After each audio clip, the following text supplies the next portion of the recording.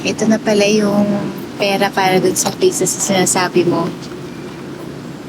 Ingatan mo to Pinaghirapan kong makumpleto yung 50,000 na yan.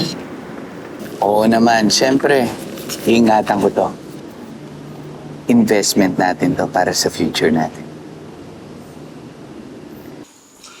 Ito kasing si Chang, pinagalitan ako Kasi hindi siya masyadong tiwala dun sa pagbigay ko ng pera para sa investment.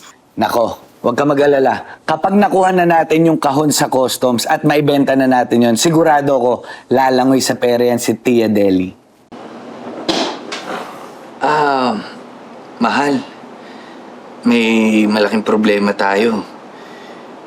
Yung kahon hinarang sa customs. Ano?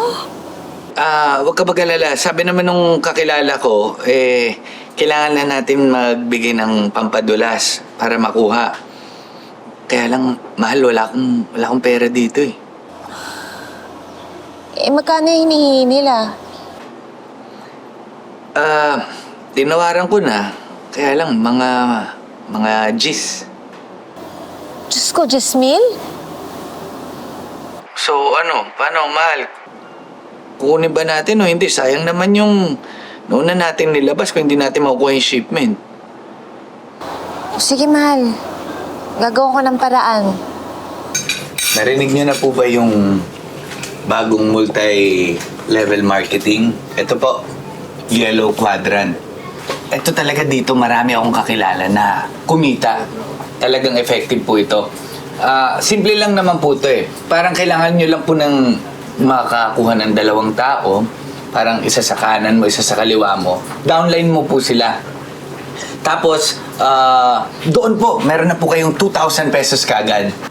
Tapos po nung kapag meron pa po sila mga nakuha at meron pa po kayo nakuhang iba, kikita rin po kayo doon. Bukod pa po dyan yung mga Yellow Quadrant items worth 10K. So, ibebenta po natin to. So, kikita rin po tayo dyan. Talaga? Opo. Tia, ito po yung kita ninyo doon sa investment ninyo. Ngayon po, meron po palang 2 option dyan Pwedeng kunin nyo na yan ngayon or paikutin natin ulit. Kumbaga, i-invest natin ulit. Pero kung ako po tatanungin, mas maganda kung dagdagan pa natin. Kasi, ano ba gusto mo?